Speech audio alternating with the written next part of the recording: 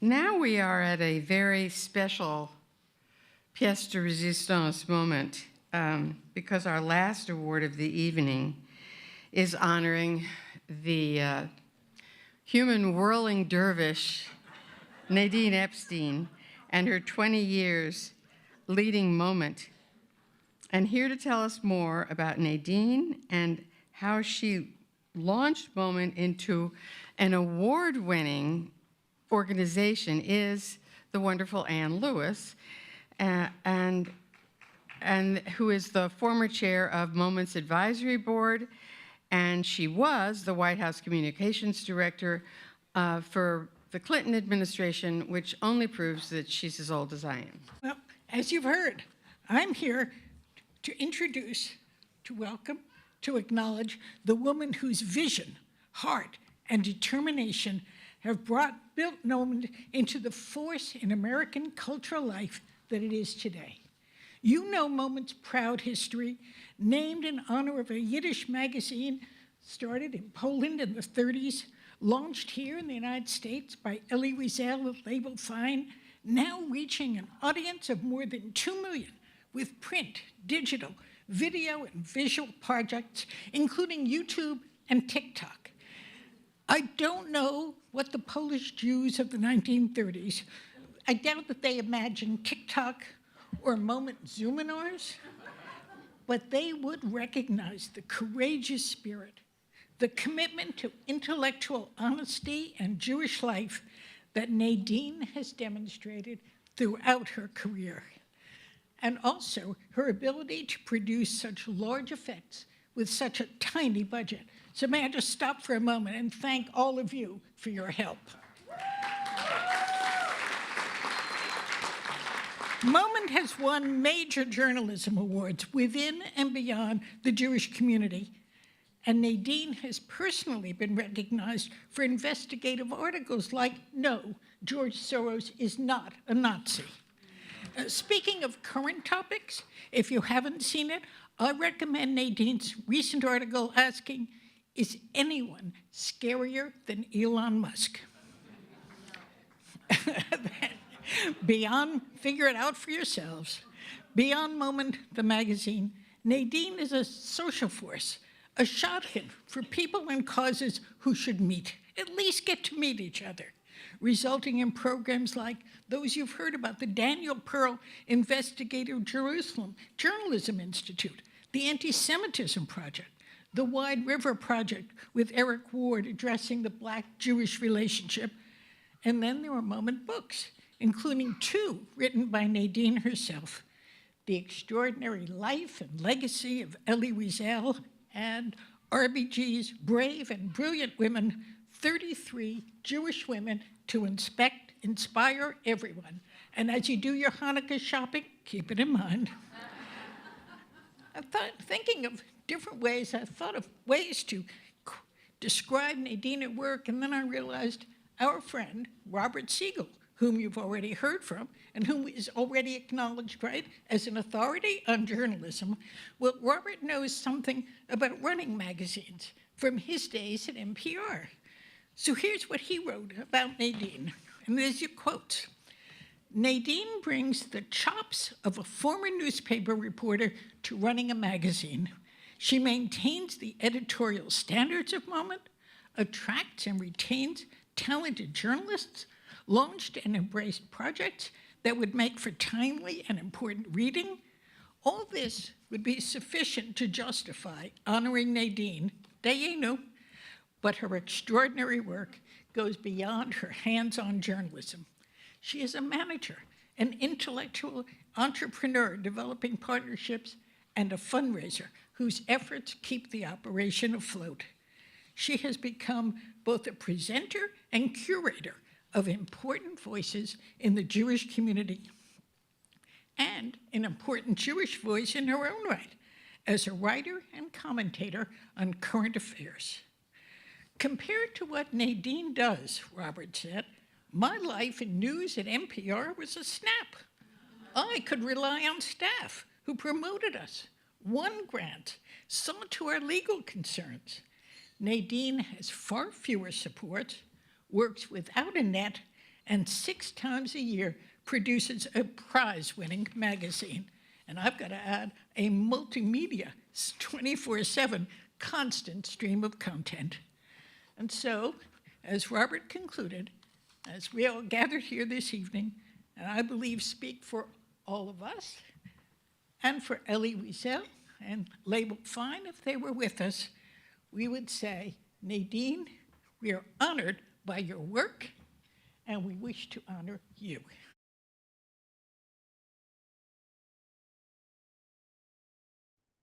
My commitment to challenging anti-Semitism is critical to my commitment to overcoming racism in America. When I chose Moment Magazine as the vehicle for this work, it was because of its commitment to truth and complex storytelling. Moment stands as a platform where we confront tough issues, dig deeper, and foster real understanding. Moment Magazine embodies this each and every day, a genuine space for connection across divide. What's amazing about Nadine is it's rare to find someone whose dedication to truth and justice is so unwavering. She has become more than a trusted colleague. She has become a true friend and confidant. I have such deep respect for her that I've introduced her to my 99-year-old father, a World War II veteran, who sees in her the same courage and commitment that I do. What I admire most about Nadine is how she builds relationships. Over these years, we've stood side by side, pushing back against those who seek to exploit anti Semitism and anti Black racism for division. Through her work with Moment, she has encouraged allies to understand these issues in all their complexity. Nadine has inspired a deeper commitment to an inclusive democracy, one that unites rather than divides. Congratulations, Nadine.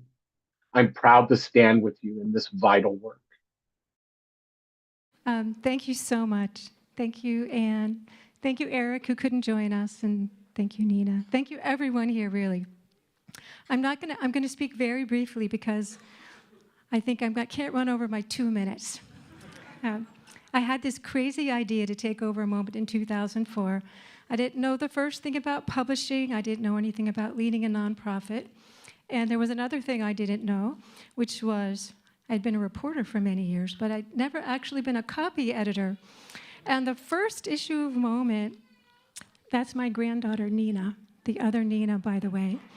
So my first Moment issue, which was gorgeously designed and had an exciting cover story on Fidel Castro and the Jews, had an embarrassing number of typos.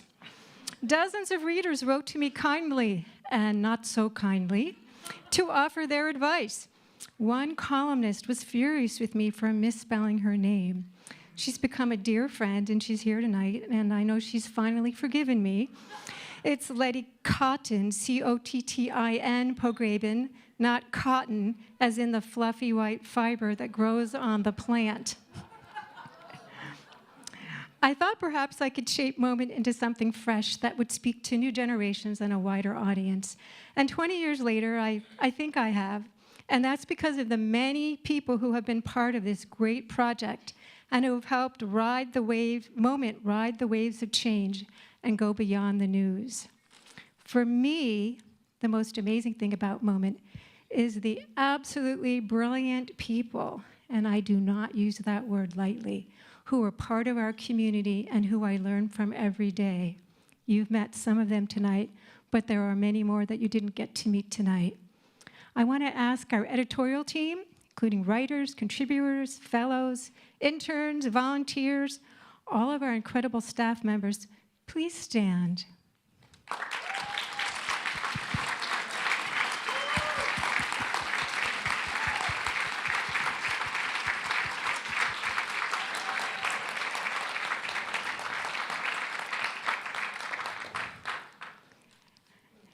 Your dedication, your work is what makes Moment what it is. Thank you. And now I'd like all our Moment board members, Moment's Advisory Board, the Daniel Pearl Investigative Journalism Initiative Board, our Moment Institute Middle East Fellows Board to please stand.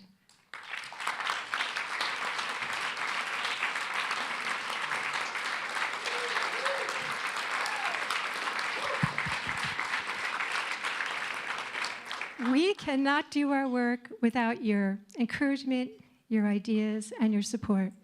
Thank you so much. I also want to thank my many mentors and friends. You know who you are. Esther, Eileen, I can't begin to list all my friends who came in tonight. My fourth grade teacher, who flew in from far away to be here. And I want to thank my family.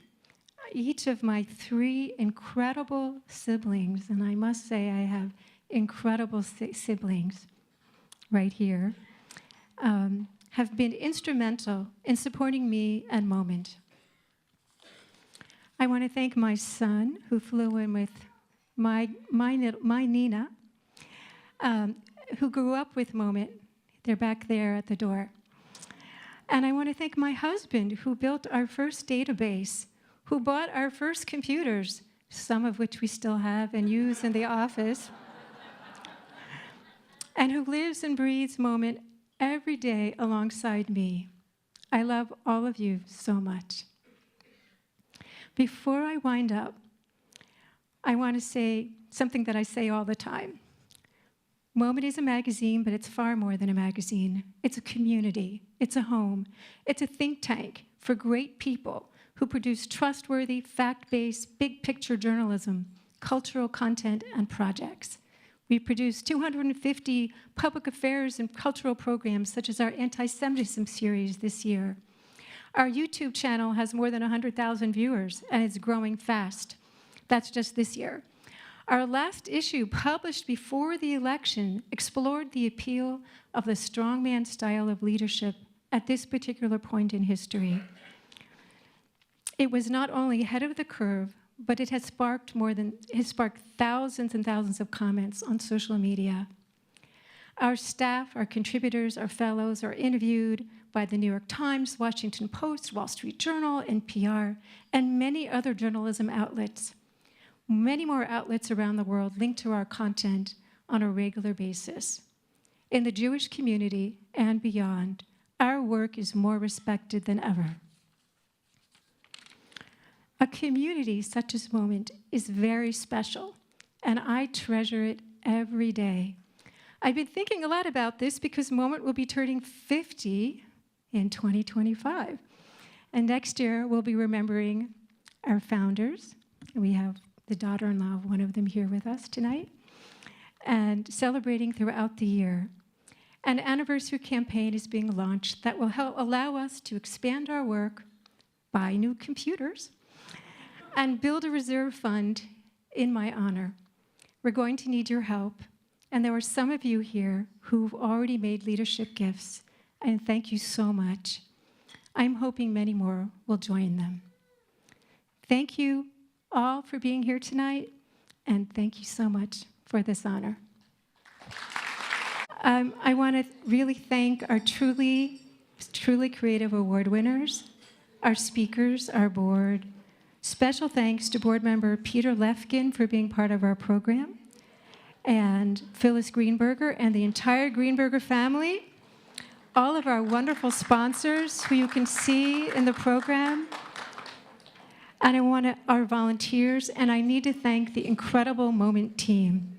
There's Jody Blecker, Sarah Brieger, Suzanne Borden, Erica Cash, Tanya George, Pat Lewis, Andrew Michaels, John O'Raskin, John O'Leary, Janet Pitt, Wally Podrazik. We could not have put this event on without you. And now, to close the evening, Leah Siegel is going to sing one more beautiful song, which we're all going to sing with her together. So everybody knows this song, and as was stated by Deborah Katz and Rabbi Kleinbaum, the joy is a must. If we lose the joy, then we lose everything. So singing and dancing. So dancing, highly recommended if you want to get up and sway, but everybody sing. I'm expecting a lot out of the Deborah Katz table back there. When I was just a little girl, I asked my mother, what will I be? Will I be pretty? Will I be rich? Here's what she said to me. Que sera, sera. Whatever will be, will be. The future's not ours to see. Que sera, sera. Yes, Nina. When I grew up, I fell in love. I asked my sweetheart what lies ahead. Will we have rainbows day after day? Here's what my sweetheart said. Que sera, sera. Whatever will be, will be. The future's not ours to see. Que sera, sera. Oh, wow, Nina, she's a soprano. Now I have children of my own. They ask their mother, what will I be?